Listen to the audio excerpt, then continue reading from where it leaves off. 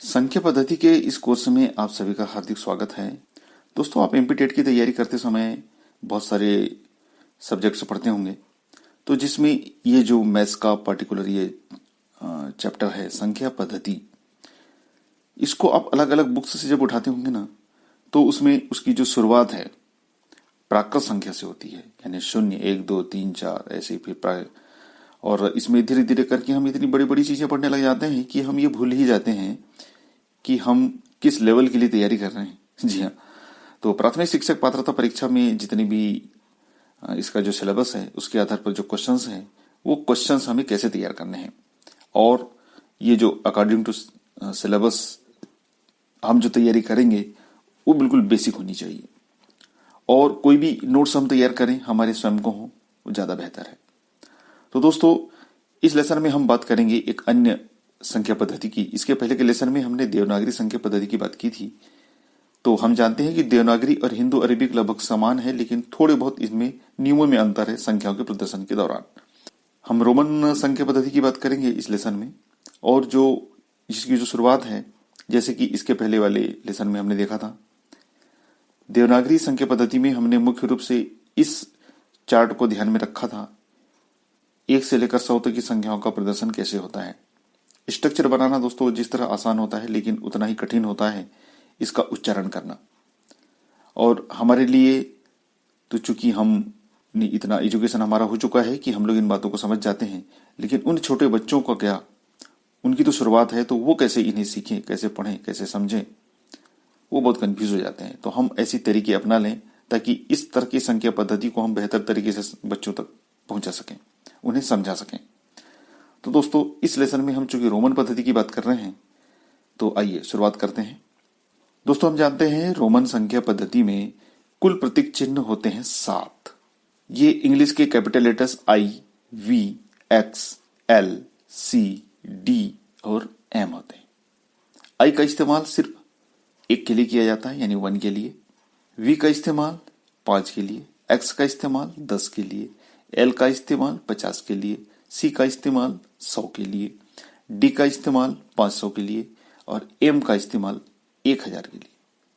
अब दोस्तों, इसके लिए आवश्यक यह है रोमन संख्या पद्धति सीखने के लिए कि हमें कुछ हिंदू अरेबिक संख्या पद्धति का भी ज्ञान होना चाहिए और देवनागरी संख्या पद्धति का भी ज्ञान होना चाहिए।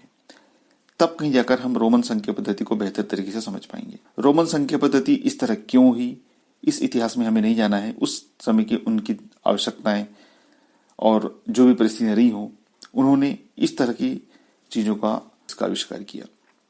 अब इसमें कुछ निश्चित नियम हैं, लेकिन यदि आप गूगल करेंगे तो बहुत सारे रूल्स आपको मिल जाएंगे। आप स्वयं भी बनाएं, स्वयं भी देखें।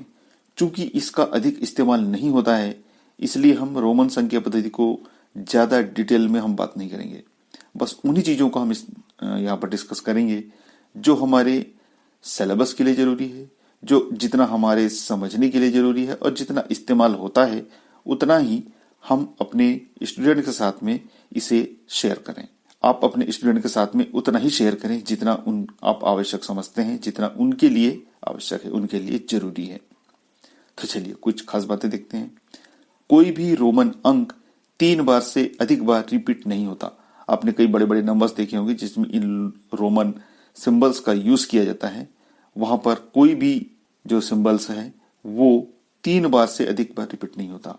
दूसरा, V, L और D, ये 3 सिंबल्स ऐसे हैं जो कभी रिपीट नहीं होते, और दाईं ओर से अधिक और बाईं ओर कम किया जाता है।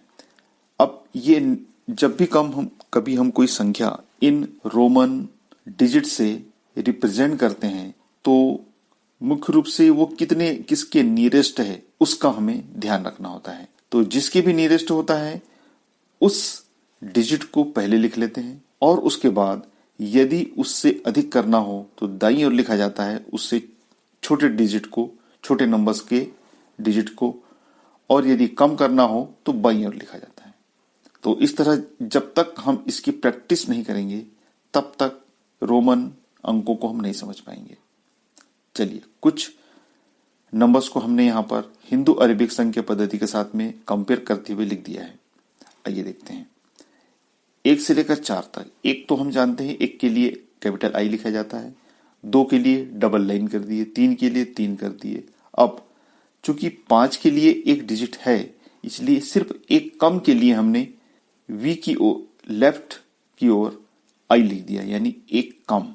लेकिन जब 6 लिखेंगे, 6 को रोमन में रिप्रेजेंट करेंगे, तो वी चूंकि डेफिनेट है, पहले से सिंगल डिजिट अवेलेबल है रोमन में, इसलिए राइट साइड में सिंगल आई लगाएंगे अर्थात 1 लगाएंगे तो ये 1 अधिक हो जाएगा।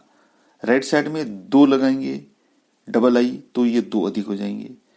3 लगाएंगे तो ये 3 अधिक हो जाएंगे, 5 से 3 अधिक यानी 8। तो जैसे कि एक रूल्स है, कोई भी डिजिट 3 बार से अधिक रिपीट नहीं होता है, तो इससे अधिक हमें नहीं करना है। अब आप देखेंगे 10 के लिए डिजिट अवेलेबल है रोमन में, इसलिए उससे एक कम यदि करना है 9, तो लेफ्ट में सिंगल आई लगा दिया। इसी तरह आगे हम लगातार देखते चले जाते हैं तो हमें बहुत सारी चीजें सीखने को यहां से मिल जाती हैं। अब आप किसी भी एक नंबर को देखें और यह समझने की कोशिश करें कि इसे यहां पर ऐसा इस तरह क्यों लिखा गया है। चलिए 27 ये किसके नियरेस्ट है? ऐसे कौन से पार्टिकुलर फिक्स डिजिट थे जिसके नियरेस्ट था? क्योंकि हम जानते हैं 1 के लिए डिजिट अवेलेबल है, 5 के लिए डिजिट अवेलेबल है और 10 के लिए, और इसके बाद सीधा 50 के लिए हमें क्या लिखना है? 27। तो 27 के नियरेस्ट कौन सा नंबर अवेलेबल है रोमन में? जी हाँ, 10 को अगर हम 2 बार लिख दें तो 20 हो जाएगा। 50 से कम नहीं करना है, क्योंकि कम वाली कंडीशन आप बार बार देखें। 5 से एक कम 4 लिखा गया, 10 से एक कम 9 लिखा गया, 20 से एक कम पहले 10 और उसके बाद 9, इस तरह इसको लिखा गया है। तो एक कम को हम किस तरह लिखते हैं ये भी आप देखे हैं, आपने देखा। जो तो हम बात कर रहे हैं 27 की, तो 10 को 2 बार रिपीट किया, ये हो गया 20, और इसके बाद इसमें 7 बढ़ाना है तो राइट साइड में आएगा। अब 7 कैसे? जो पहले हमने 7 यहां पर लिखा था, 5 6 7 यानी वी के बाद में डबल आई, तो किसी भी नंबर को आप लिख सकते हैं। चलिए आगे बढ़ते हैं 51 से 100 तक। यहां पर आप देखेंगे चूंकि 50 को एल से रिप्रेजेंट करते हैं रोमन में, तो 51 क्या होगा? L I. 52 एल आई आई यानी 2 बार। 53 क्या होगा? L triple I. और 54 क्या होगा? 50 के लिए L biggest number of in Roman, L लिख दिया, और उसके बाद 4 अधिक यानी राइट साइड में 4 लिखना है, 4 लिखना है। तो 4 के लिए क्या यूज करते हैं हम? आई वी। बस। तो इस तरह आप बार बार इन चीजों को देखें और रोमन संख्या पद्धति सीखें। क्योंकि हम ये निश्चित तौर पर ये नहीं कह सकते कि एमपीटेट में इस तरह के कोई बड़े प्रश्न पूछे जाएंगे। जनरली 2 डिजिट ही पूछे जाते हैं, किंतु यदि बड़ा हो जाए तो उसके लिए भी हमने एक लिंक दी है, यहां पर लिखा है। आप वीडियो को कुछ देर के लिए रोककर इस लिंक को आप यूज कर सकते हैं। आप यहां पर कोई भी नंबर डालेंगे, वो उसे रोमन में कन्वर्ट करके आपको दे देगा।